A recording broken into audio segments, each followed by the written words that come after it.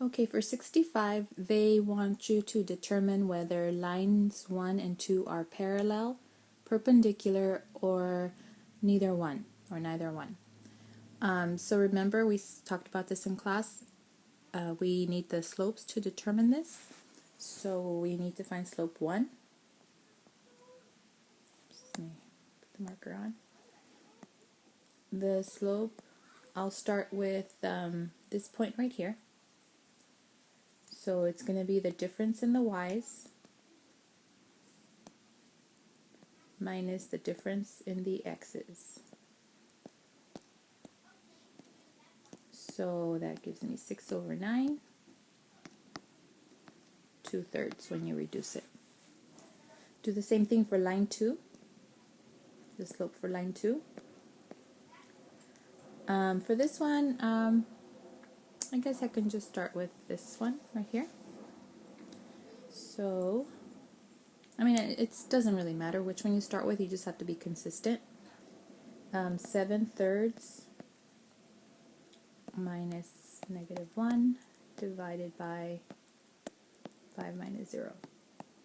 Okay, so this is 7/3 plus 1 over 5, which I can convert the 1 to a 3 over 3 to get a common denominator. So let's go ahead and do that. So 7/3 plus 3 over 3 over 5, so that's 10/3 over 5. Okay, so 10/3 over 5 means 10/3 divided by 5, which in turn is 10/3 times 1 over 5. I can reduce the 10 and the 5. 5 goes into 5 once. 5 reduces, 10 reduces by 5, and you get 2. So we get 2/3. So comparing the slopes, they're the same. So this tells me the lines are parallel.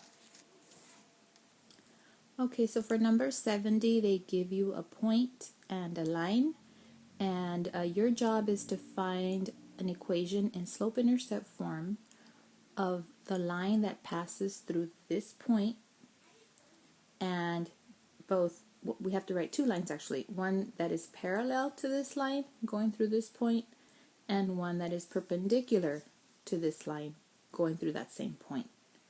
So in order to do that, we need to find the slope of the line, of the given line. So we need to find the slope of this line, and we've done that before. So I'm going to subtract 3x from both sides, so that's going to leave me with negative 2y equals negative 3x plus 6. So all I did is subtracted 3x from both sides, so when the 3x is subtracted from the right side, you are left with negative 3x. Then I'm dividing by negative 2, and so that leaves me with negative over negative positive 3/2 x minus 3. So what I'm looking for here is the slope. So my slope is 3/2. So let's start off with finding the parallel. So remember, two lines are parallel if their slopes are equal. And so we'll do the parallel one first. So that means that the slope has to be 3/2. Okay. You can write it in point slope form first and then solve for y. Or you can start off with the slope intercept form, which I'll do right now. So it's going to be negative 1 equals, the slope is 3/2, the x is 2/5, and I'm getting the x from up here. That's the point that we want this line to go through, plus b. So this is the form y equals mx plus b. So the 2's reduce to 1, so I'm left with negative 1 equals 3/5 plus b. I need to solve for b, so I'm subtracting both sides, 3/5 from both sides. And so negative 1 and plus negative 3/5 is negative 1 and 3/5, right? Because the signs are the same. So negative 1 and 3/5, when you convert it to an improper fraction, is you multiply 1 times 5, which is 5. 5 plus 3 is 8, so it's negative 8/5. So your equation would be y equals 3/2 x minus 8/5. Okay, for perpendicular lines, remember, I'll put it on the side over here. For perpendicular lines, the slopes are opposite and reciprocal of each other, right? So if the given slope is 3/2, then the one we're looking for is negative 2/3. And then we just repeat the process that we did previously, just with this slope right here. Okay, so you can use the same method of using the y equals mx plus b, or you can use the point slope form first. It's up to you. The thing is, at the end of the day, they want you to give the answer in slope-intercept form. So I'll just use the same method. So y is -1. Oops. Not comma, sorry. Y equals m x plus b. So I've got -1 equals -4/15 plus b. I'm going to add this time because this number is negative, the 4/15 is negative, so I'm going to add 4/15 to both sides. So -1 plus 4/15, remember, is the same thing as saying -15/15 plus 4/15. So that gives me -11/15. Okay, so that's my b value, -11/15. So the answer for the perpendicular line is y equals -2/3 x minus 11/15.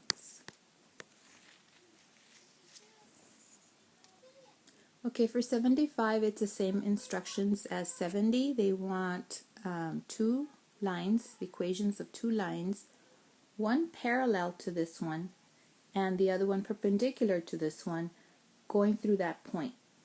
Okay, so we've seen this before. We've seen these equations, these type of equations before. Y plus 2 is 0. We solve for y, so we get y equals -2. So you know that the slope, this is a horizontal line going through -2 along the y-axis. So we know the slope is 0. And to find the parallel, we look at the point -5, 1, and we're looking for the y value, right? For the y coordinate in that point. So because they're parallel, the slope of the line also has to be 0, right? For the first answer. So here's the y value. So we just say y equals 1. Okay, for the lines to be perpendicular, well, what line is perpendicular to a horizontal? A vertical, right? And we know that the form for a vertical line is x equals a. X equals a number, a real number, a. Well, for this particular problem, the x value is -5. So the perpendicular line would be x equals -5. And that's all there is to this one.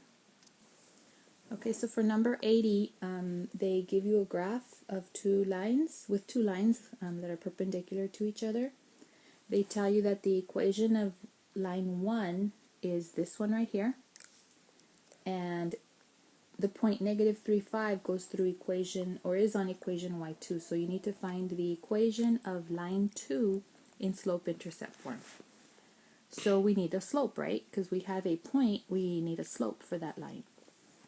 Well, the slope of line 1 is 3. It's right there, 3. So then we know that the perpendicular line has to have a slope that is opposite and reciprocal. So I need a negative and I need a 1/3. So that's the slope of the perpendicular line. So we're using the same form that we've used before. Again, you can use point slope form also. Either one, whichever one you feel more comfortable with. I'll just stick with this one right now. So 5, the y is 5, and I get that number from here, from the point. -1/3 times x is -3 plus b. So simplify the right side. A negative times a negative is positive. The 3's also reduced, so I'll end up with 5 equals 1 plus b. Subtract the 1 from both sides and you get b is 4. So then y equals negative 1/3 x plus 4. So for number 85, they have a, let's see, the rise to run ratio of the roof of a house determines the steepness of the roof. So they tell you that the rise to run ratio, so let's set that up. The rise to run ratio is 3/4. And they want you to determine the maximum height of the attic of the house if the house is 32 feet wide. So they want to know this height right here, right? So if the whole width of the house is 32, then that tells you that from here to here is half. So it's 16 feet. Okay, 16 feet. So that would be the run, and we're looking for the rise. So we'll set up a proportion. This is 16, and we're looking for the rise. Okay, so this is 4 times 4 gives you 16, so you could do it this way. 4 times 4, so that means that this also has to be times 4. So then that tells me h is 12. So the height of the attic, maximum height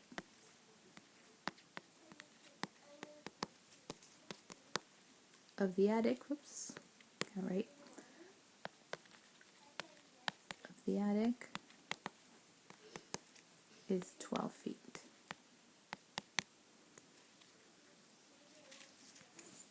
Okay, hope this screencast helps some of you guys. See you Monday.